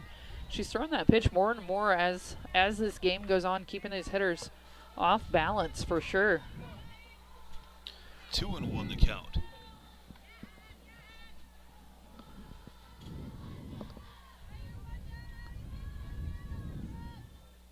McCaleb gets a hold of that one, and it's going to bounce out there in left field, and McCaleb takes a big turn around first base, but is on there safe with a one-out single.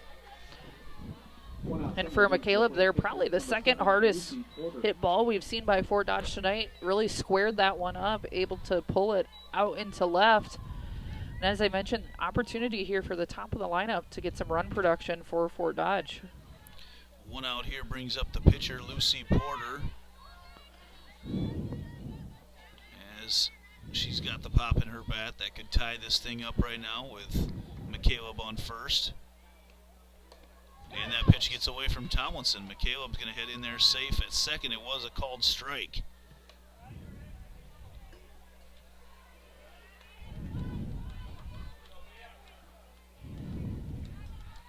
So now you could be looking at sacrifice bunt situation here for Porter, with Doster, who's been on base safely twice tonight. Did they just get warned over there, or what just happened? I'm not sure what. Yeah, I'm not sure what happened there. I don't think there's Fort Dodge fans happy with that strike call.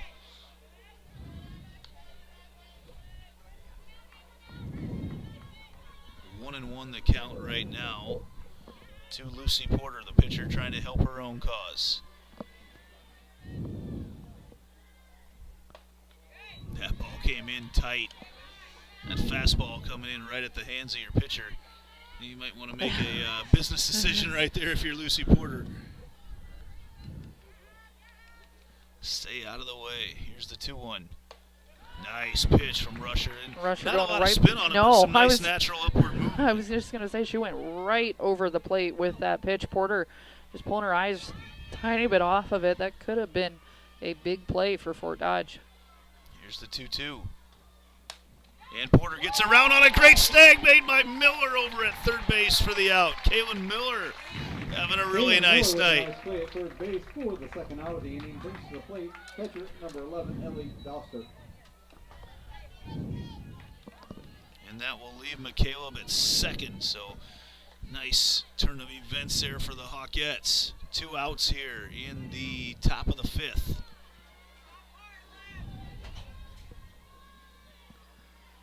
As Doster awaits the pitch from Rusher, and that's a strike on the outside corner. Rusher there staying fast, coming at Doster. So far, Doster's gone to the right side with it. And that ball's hacked out of play. And quickly ahead in the count is Rusher 0-2. And Rusher right here, I mean, she's been mixing up pitches throughout the entire game, mixing up speeds very, very well. A dangerous place to be as a hitter.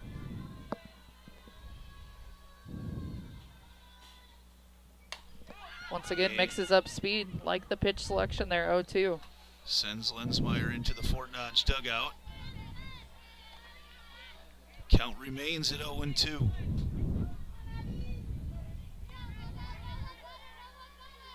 And that beautiful setting sun over there in the western sky. Just a beautiful night.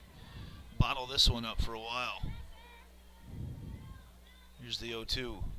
And she gets all of that one. That's drifting back. And Parton makes the play, drops it. She had it in her glove and dropped it. She almost had that long enough to consider it a transfer. That ball was, I'm not sure, did that spin out or what happened out there in left field? That's twice now the Ankeny outfield has seemed to have them in their glove and drops it on the transfer. That one proving costly The run in, now 4-3 ball game. That's twice that Ellie Doster has got on base with drop pop flies. She's officially 1 for 3 on the night. That one will score her a run batted in, and it's now 4-3 with Macy Brown, the cleanup batter, coming up to the plate for the Dodgers.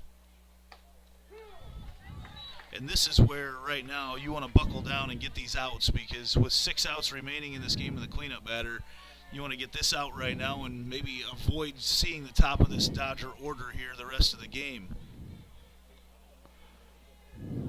Here's the 0-1.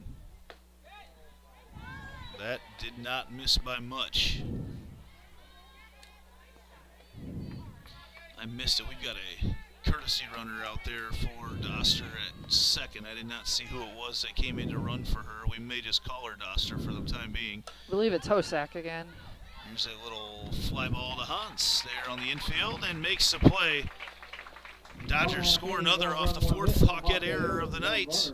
We head to the bottom of the 5th. Hawkette's going to try to get some insurance runs here on the Ankeny Activities Network, built by the Danielle Seifert Real Estate Team. So when an athlete walks into Nick Jarash Fitness, the one thing we want them to know is that this is a phenomenal community. We have the best coaching. We have the best technology. We have the programming that can help them succeed. So whether it's trying to get on JV for the first time, going to that next level on varsity, going from a second string to an all-state player, we have the tools, we have the programming and the coaching in order to take each individual to their next level.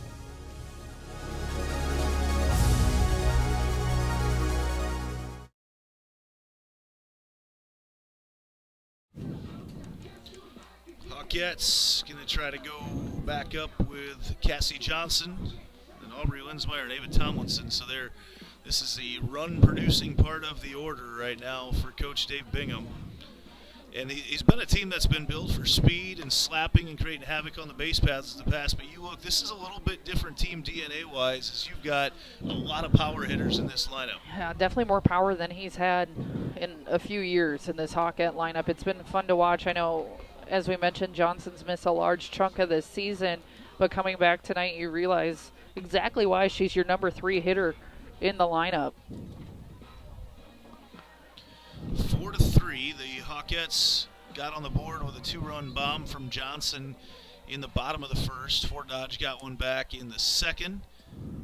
Fort Dodge tied it up in the top of the 4th, and then a bomb from Caitlin Miller in the bottom of the 4th made it 4-2, and then another run for the Dodgers came in unearned in the top of the 5th, and that's why we sit right now at 4-3 Hawkettes. There's a little breeze blowing in at us and through the press box. To Johnson, that first pitch misses inside for ball 1. Typically in this situation as a pitcher, you don't want to play scared of a solo shot, but a solo shot can make a big difference in this ball game right now. Right now, when you look at a lot of straight numbers up there on the board for Fort Dodge, you're not playing around with any extra runs given up.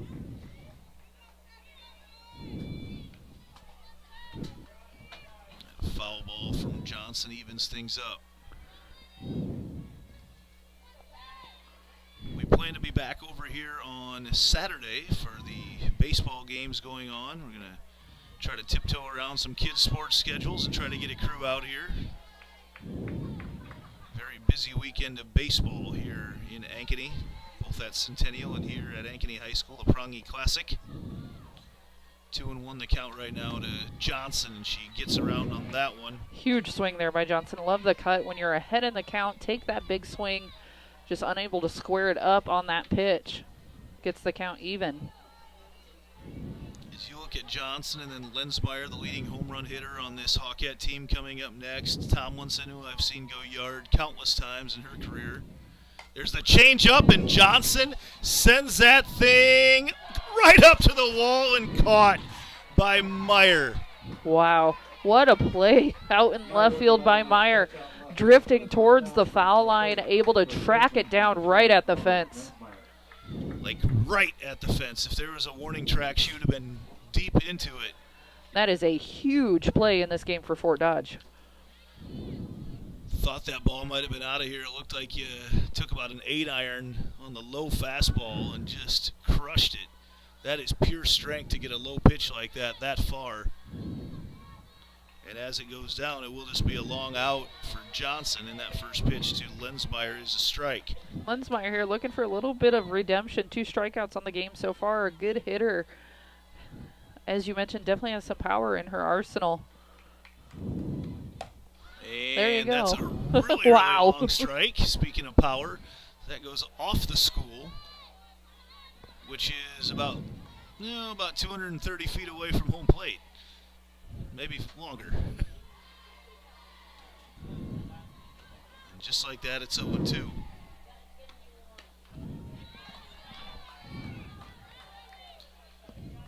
Porter comes back with the upstairs fastball. And Lensmeyer hasn't had bad at bat. She's been very ahead of it so far today, as we saw there in that foul ball. That evens up the count at 2 apiece.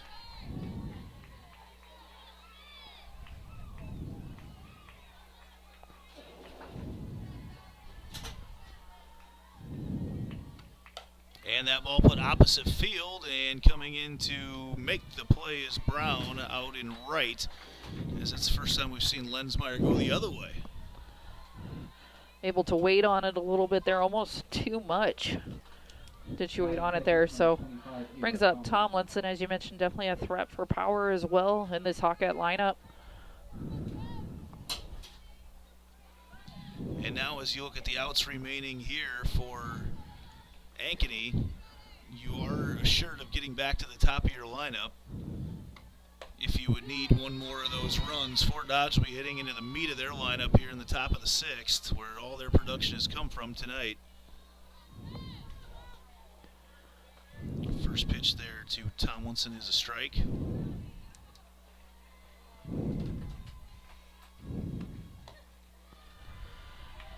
And Porter, once again, that second pitch, she gets ahead in the count. She typically goes to that rise ball, actually takes a little bit of speed off of that rise ball, which is kind of uncommon. Typically you see that pitch come in just as fast as the fastball. She takes a tiny bit of speed off it when she's throwing at the hands.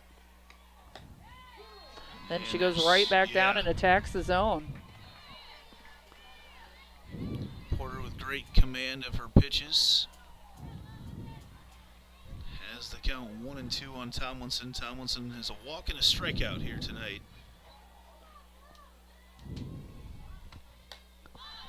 All popped up to outstretched glove of Allie Kappert.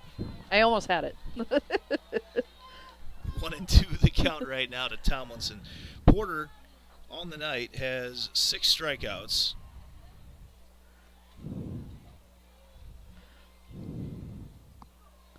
Here's the 1-2. And that drop change, that's the pitch that I still have nightmares about from when she was an 8th grader. She takes a ton off of that pitch. You can almost swing twice at that pitch coming in. Deuces are wild here in the bottom of the 5th. 2 balls, 2 strikes, 2 outs to Tomlinson. Fouled off into quality at bat territory for Ava. And both pitchers tonight, as we've mentioned several times, just mixing up speeds. Both have thrown very, very well, been very strategic in how they're attacking the zones when they're mixing up speeds, keeping these hitters off balance. 2-2-2.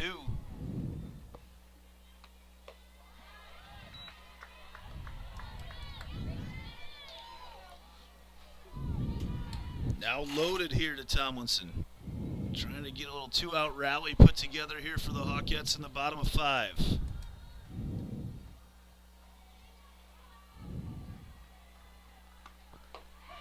And strike 3 in on the hands. Number 7 of the night for Porter.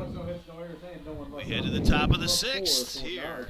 Good one going on the south side here on the Ankeny Activities Network, built by the Danielle Seifert Real Estate Team.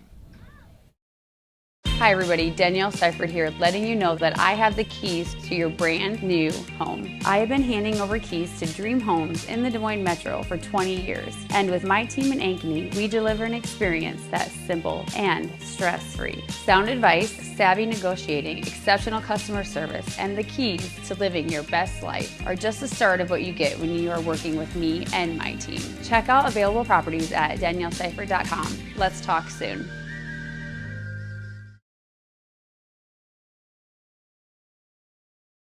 Listen up. I devised a plan to find better home internet, guys. Madison, you scout the web for the best deals. Peggy, you monitor our projected data usage. And Ellen... Avoid that hassle and go with US Cellular Home Internet. No more guesswork, and it is faster than ever. U.S. Cellular new and improved home internet. Just $34.99 when bundled with a wireless plan.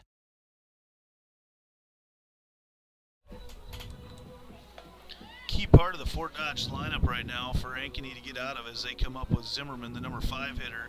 Zimmerman, Rippentrop, and McElrath. And the big key here is you can avoid, if you can knock 3 up and put 3 down, you're going to be able to avoid getting to that top of the order with extra outs to sacrifice here in the 7th. So, and something to point out, that this section of the order here between Zimmerman, Rippentrop, and McElrath have produced a couple of runs in tonight's game. Really unconventional in the way that they've done it, but they have been able to produce runs. Here's the first baseman, number 16, Callie Zimmerman. Callie Zimmerman with a hard shot to right center in her first at bat tonight. Watches that first pitch on the outside corner for a strike. You feel the tension tonight. You can start to feel it a little more chatter out in the crowd, a little more buzz right now as we get toward the latter stages of this game. And after these two teams played to extra innings on Saturday night, right back at it here again on Wednesday night, and maybe headed towards the same outcome. 1-1 they count right now to Zimmerman. Big swing from Callie. Zimmerman with the double earlier this game was going for the same result on that swing.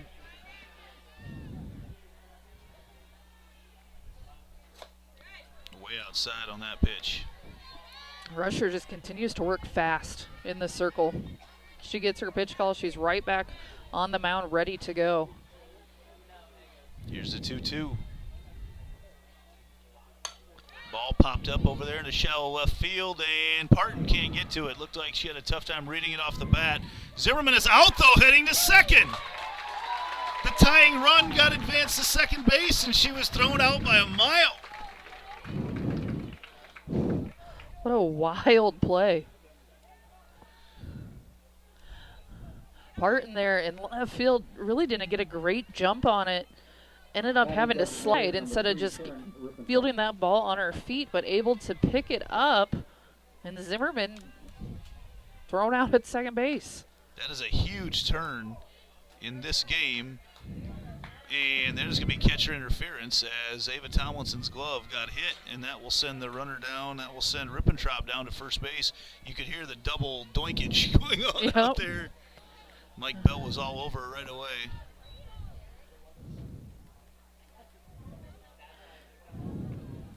And Ribbentrop now has reached 3 times, twice on a drop third strike and once on a catcher's interference. Interesting. As unconventional ways to get on base tonight.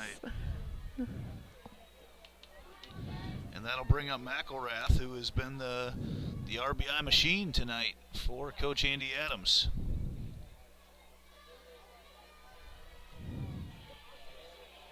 And I cannot get a number on who is coming to run for. Oh, it's going to be Allstott again. That's the DP flex position. So they've been alternating for each other here tonight. As they change out the oven mitts that everybody's wearing right now on the base paths. I actually think maybe a $5 oven mitt would do the same job. It probably would, and it would double up as if you needed to take some hot cookies out of the oven, you don't burn yourself. Exactly, multi-purpose. I just seen the other day there is a player, I can't remember what level, that was wearing an oven mitt, and it was, they were talking about how you see more and more batters using like farm gloves right now. I tell you what, when I played high school softball, which crazy to say has now been 13 years ago. Oh man, you sound really old. I know, I'm so old.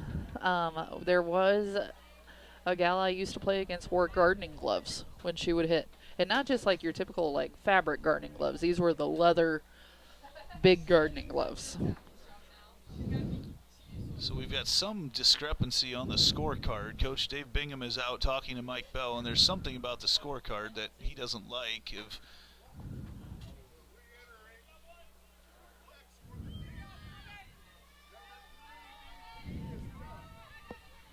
So number 3 as a DP, so Rippentrop is no longer going to be the DP. They'll have Allstott in if they come back to that spot in the order, which if they do, Fort Dodge would have to feel really good about it. So Rippentrop is now done for the night. And that pitch is in on the hands of McElrath. Runner at first is Hope Allstott.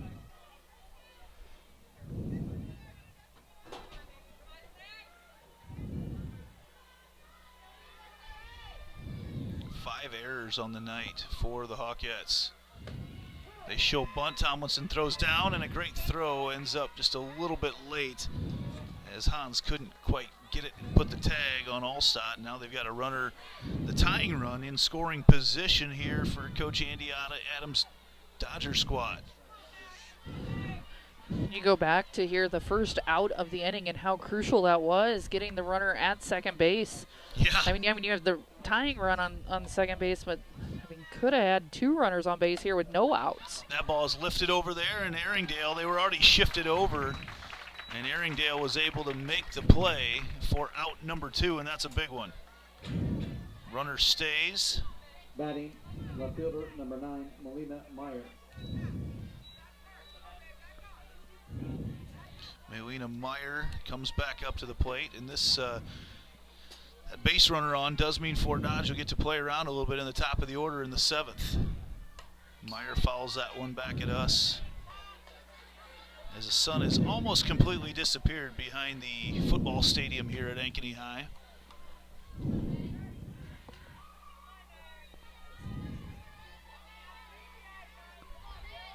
Oh, 1 the count right now to Meyer, who made a couple really nice plays out in left field tonight. She hits that one up in the air a long ways, and Miller makes the play up against the dugout. And the Dodgers cannot put any across after a hit. A couple base runners, they're not able to put anybody across. The Hawkette defense comes up huge, and we head to the bottom of the 6th. Time for the Hawkettes to get some High Street Insurance runs right after this on the Ankeny Activities Network, built by the Danielle Seifert Real Estate Team. West 40 Market in Uptown Ankeny is your place to shop for the best meats, steaks, brats, jerky, and everything in between. Let us be your one-stop shop for all your favorite cuts, all raised on local Iowa farms. Shopping local never tasted so good.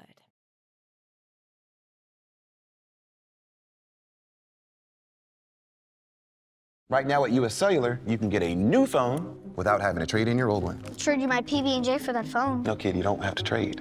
See? $830 off any phone at US Cellular. No trade-in needed. You drive a hard bargain. Boom. Chocolate milk. I'll take the chocolate milk. Okay. Yes. US Cellular, built for us.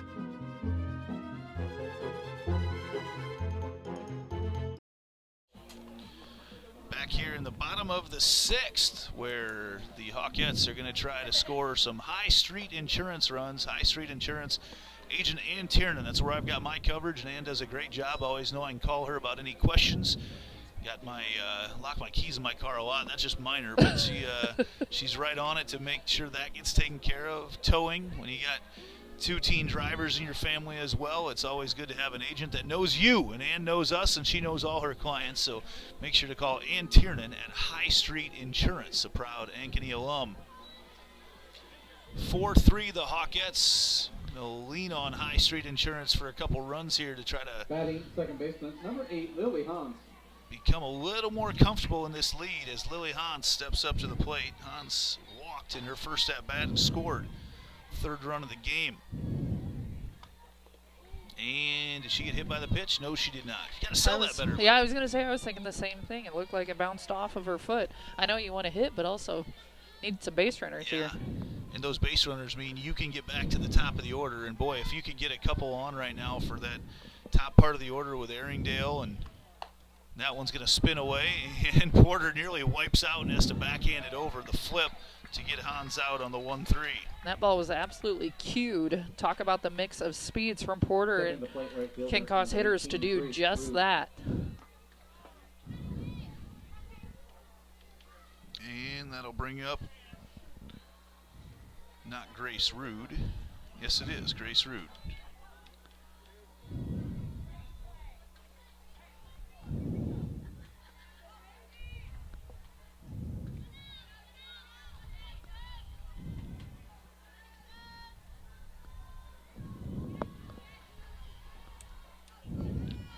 for 2 on the night.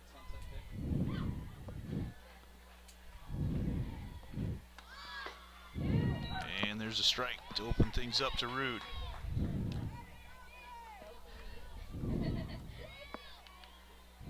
And a dangerous bat on deck. You have Kaylin Miller, who went yard last time over the left field wall. Ooh, Rude got around on that one. As this game has gone on, the Hawkette hitters have done a much better job getting out ahead of that inside pitch.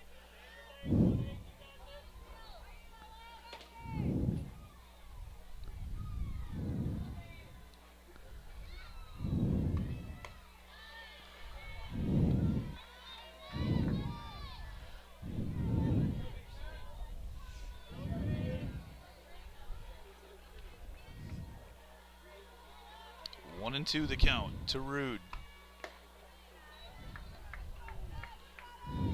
And Porter, last 2 pitches there have really gotten away from her, working this count back even. 2 and 2.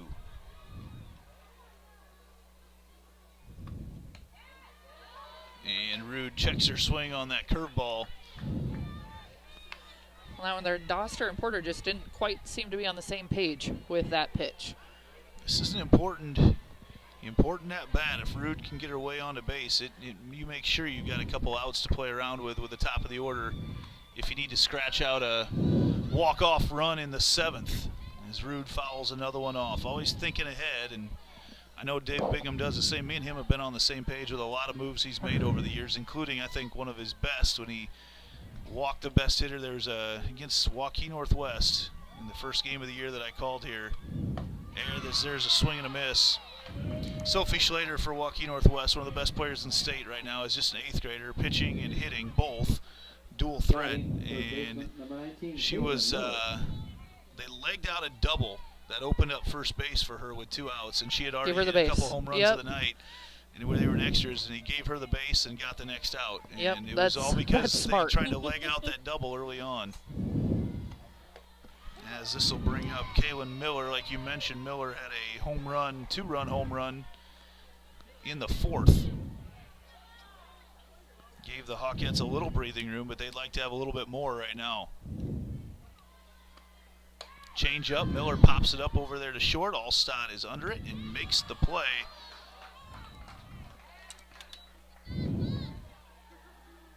No runs, no hits, and no errors. No runs, no hits, no errors. To the top of the 7th. Michaela and Porter. Hawkettes got to play defense, try to shut down the Dodgers here on the Ankeny Activities Network, built by the Danielle Seifert Real Estate Team. Hi everybody, Danielle Seifert here, letting you know that I have the keys to your brand new home. I have been handing over keys to dream homes in the Des Moines Metro for 20 years. And with my team in Ankeny, we deliver an experience that's simple and stress-free. Sound advice, savvy negotiating, exceptional customer service, and the keys to living your best life are just the start of what you get when you are working with me and my team. Check out available properties at danielleseifert.com. Let's talk soon.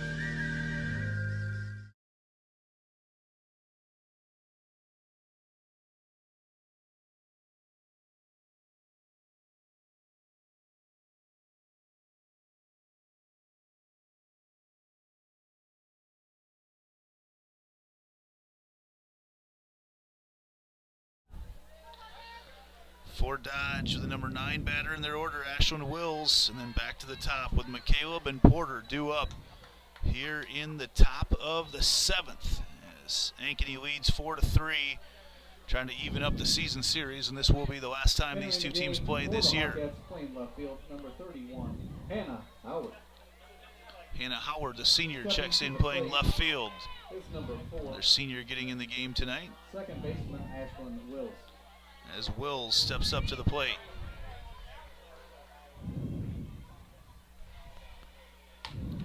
Wills, big cut on the fastball. Boy, you can hear the mid of Ava Tomlinson pop there. Coach Adams right away said, no, not above the hand. She's been preaching that to her players all night tonight. Attack low in the zone. And Rusher's going to go exactly to that same spot. So quickly ahead in this count is Abby Rusher. That one went in off the handle of Wills. Will's 0 for 2 on the night.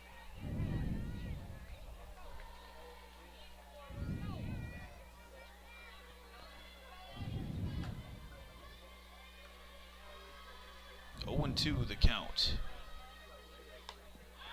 Will stays alive, sends a souvenir up into the bleachers. Look at that sky tonight. Never in a million years did I think it would end up like this. It's picture worthy right now. Still 0-2 to Wills.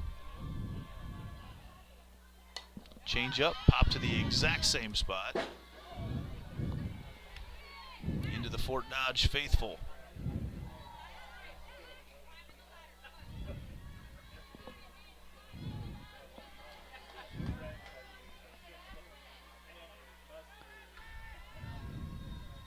Here's the 0-2. Change up in the dirt. Wills pulls the string there.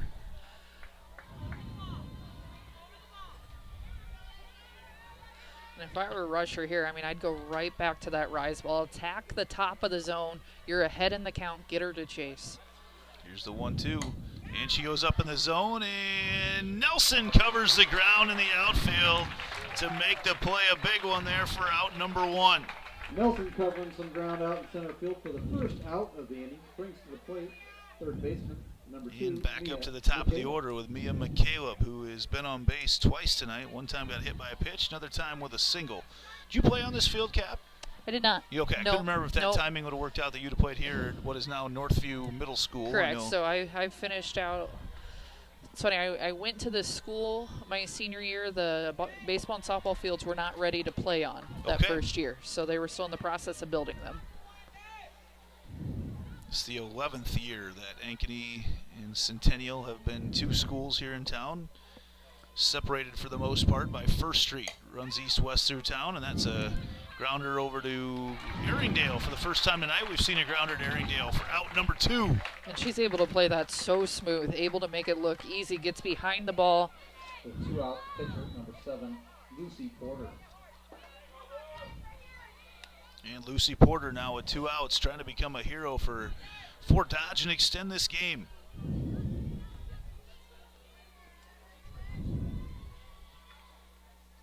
Little change up, catches Great the pitch. inside corner.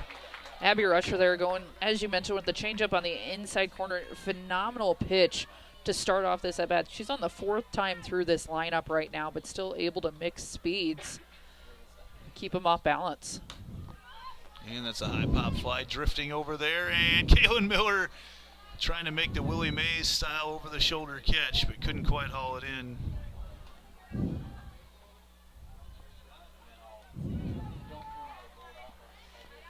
And Rusher once again ahead 0-2 in the count, able to do really whatever she wants here, mixing speeds, mixing locations.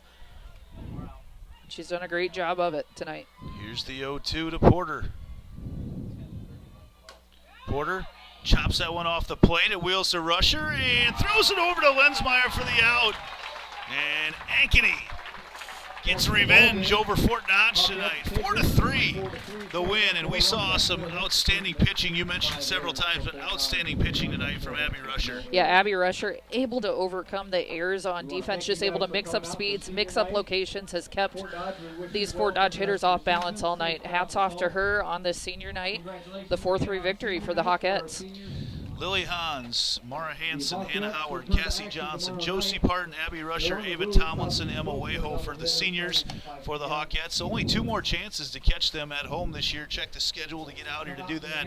A couple big home runs tonight for the Hawkettes. 2 2-run shots. Cassie Johnson in the first and Kaylin Miller in the bottom of the 4th. And they take the win tonight 4-3 after Fort Dodge just got them a couple nights ago. So way to bounce back here for Coach Bingham as into that part of the season where you have an opportunity to practice a little bit more, kind of through the grind part. That takes place earlier on, and now you're more looking at maybe every other night with games. Unfortunately, they haven't had the rainouts this year as well, so you're able to stick with your normal schedule. Able to stick with the schedule, and also starting at this point of the season, starting to look at postseason play and building the lineup that's going to work best in postseason play and put you in the best situation to possibly make a run at the end of the season. So both these teams, you have to think they're always in it near the end of the season, and it's going to be the same way this year. Hawkettes ranked 8th in the latest IGHSAU poll, and that's the important one. You want to stay in that top 8 so you can host in the postseason, and that's the goal right now. So for Allie Kappert, I'm Andy Pollock here tonight. Another Hawks victory here at Dick Rasmussen Field here on the south side of Ankeny. Cap, it was a pleasure working with you tonight. Thanks Our first for having time. me. We've watched a lot of softball together, but I the know. first time we had a mic. Isn't it crazy? Hopefully we get some state games together There this we year. go. All right, Allie Kappert, one a former Hawkette great here, and Cyclone great as well. And you might recognize her voice from Cyclones.tv and ESPN Plus and all the work she's done up calling Iowa State games and the State Girls Softball Tournament in Fort Dodge as well. Thanks, everybody, for listening tonight. We're going to go celebrate the Hawks victory.